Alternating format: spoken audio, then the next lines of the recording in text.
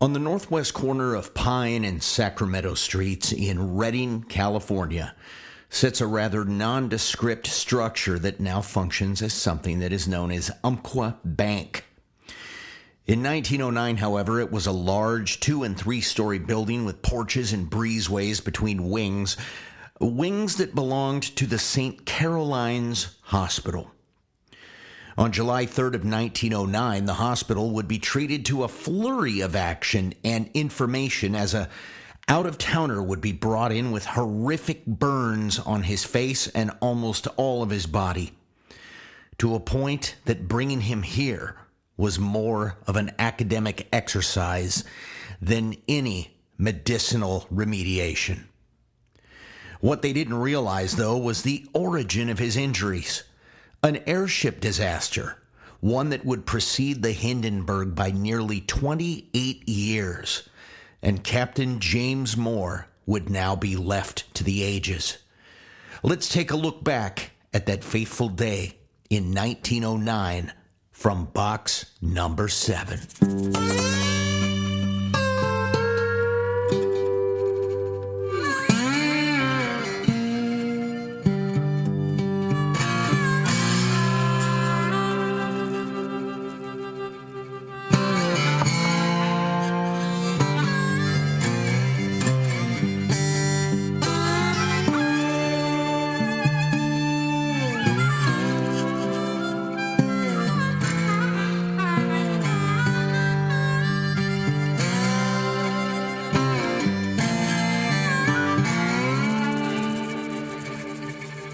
Recreation Park was once the central gathering point for rallies, ball games, and especially the newly resumed annual 4th of July celebrations in Redding, California.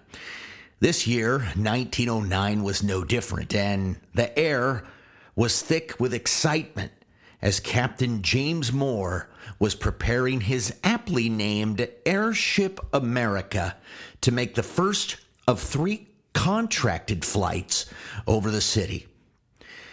Making his own gas by a seemingly alchemical combination of 3 tons of sulfuric acid, 300 pounds of iron shavings, and 6,000 gallons of water, Moore used a set of tanks that came with him on the train to produce his own animating gas.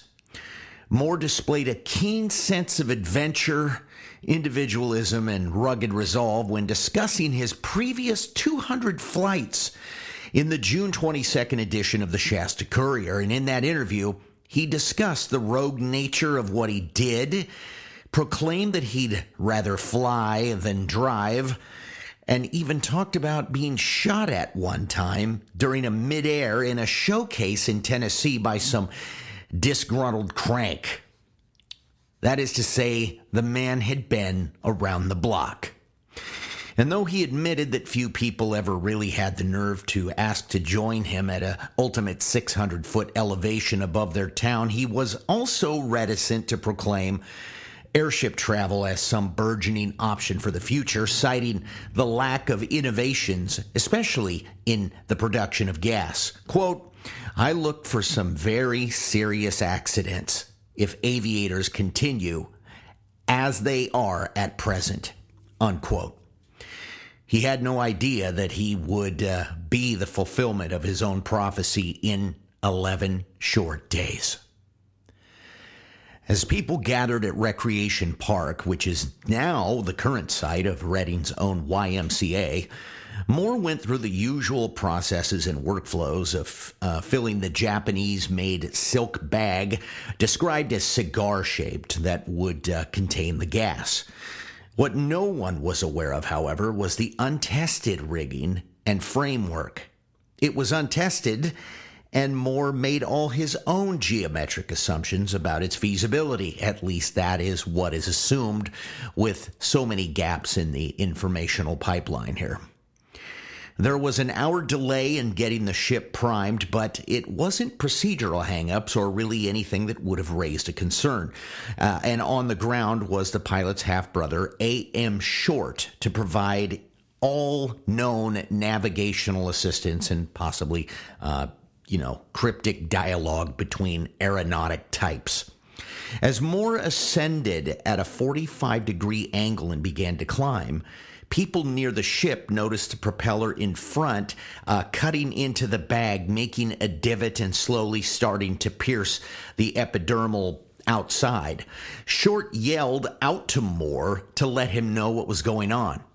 Now, whether Moore understood what was happening, Moore was engaged in his own issue here as he ascended across the cage to counterweight what was the 45-degree cant, normally using sandbags, but apparently sandbags were in shortage, so Moore was going to counterweight the ship by putting his own weight on the other end of the framework. And somehow, within this process is where a spark ignited from the motor and lit the bag on fire. The disaster was instant, violent, and palpable to the entire crowd. Reports say he was 25 feet above the ground, although some estimate it to be 40 or even 50 feet. The photograph captured mid-disaster makes the latter part seem a lot more correct, possibly 40 feet. But either way, Moore came falling to earth with burns from the initial explosion as well as subsequent injuries from the fall.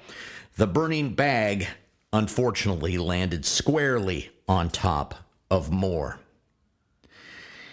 Short ran to the wreckage with the help of 2 or 3 others, pulled Moore from the wreckage, and not without injury. Short himself would be treated for severe burns on his left hand and arm, and especially possible third-degree burns on 3 of his fingers. S.H. Fisk, another individual, also burnt his hands pulling the burning silk off of Moore. Others suffered contusions, burn impact shocks, and even singed hair and eyebrows from the initial blast. As Doctors Saylor, Stable, White, and Edgecombe took charge of Moore, describing his burns as having his entire first layer of skin burned away on over 2/3 of his body. He also had a fractured pelvis, broken wrist, and a broken femur. His head was completely burned. Moore would awaken intermittently and talk to his half-brother, and he was also supposed to have proclaimed to someone on the ground at the wreck site that his lungs were, quote, not full of gas, unquote. Though cryptic, none of it mattered in practical terms because the medical staff provided no hope, and despite working on Moore for 4 hours, at 11:45 in the evening on July 3rd, Moore was gone.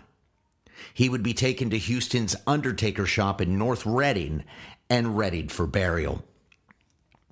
Also present, though, at St. Caroline's Hospital was 78-year-old carpenter Milton Mygat, who suffered a broken hip at the hands of a frantic mob that ran straight away over him. News reports of conflicting origin placed his recovery between the probable and the unlikely. Ultimately, the newsprint narrative wrote off the old guy as dead in the water. In fact, conflicting media accounts would briefly pester this entire story. The July 9th edition of the Searchlight ran a mid-page headline saying, quote, "Aeronaut Moore is still alive," and that one reads as follows.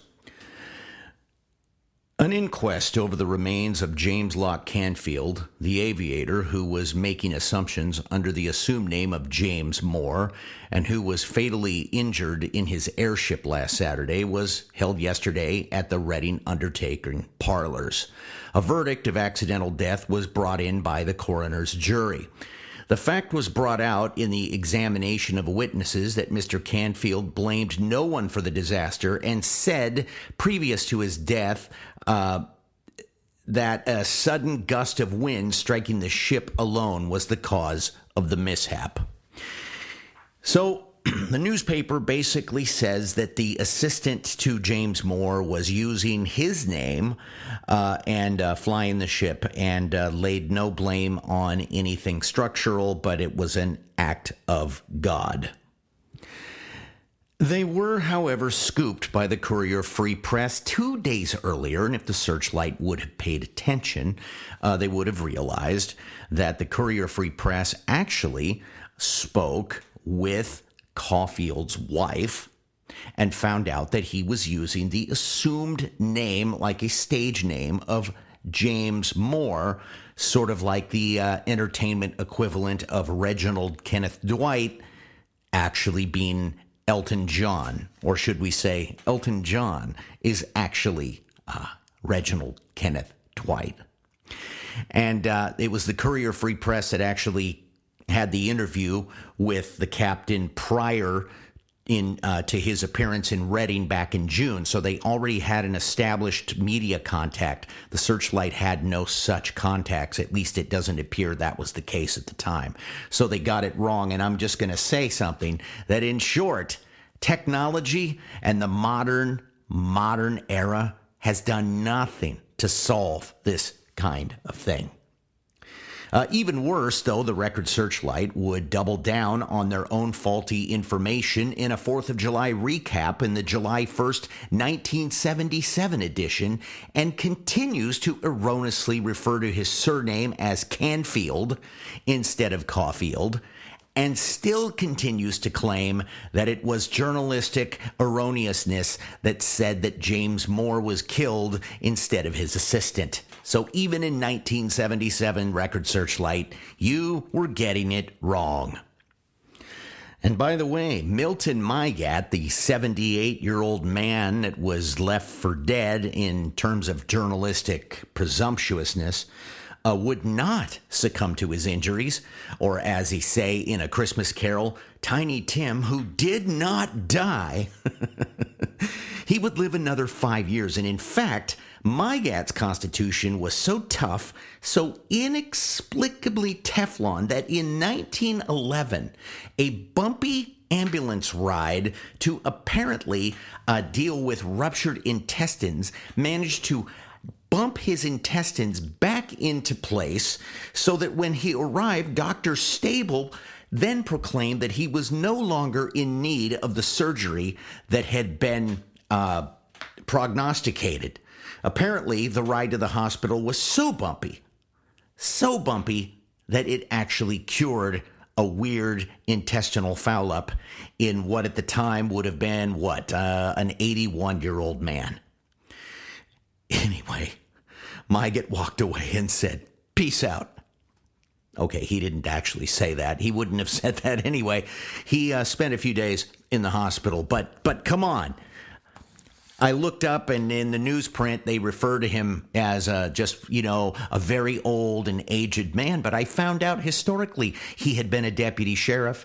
In his 70s, he was on search and rescue, going to retrieve bodies, and he actually was a deputy coroner at one point or another. Absolutely insane that none of that is mentioned when he got run over by a throng in 1909 and had his hip broken. Absolutely insane. I wish I could have known this guy.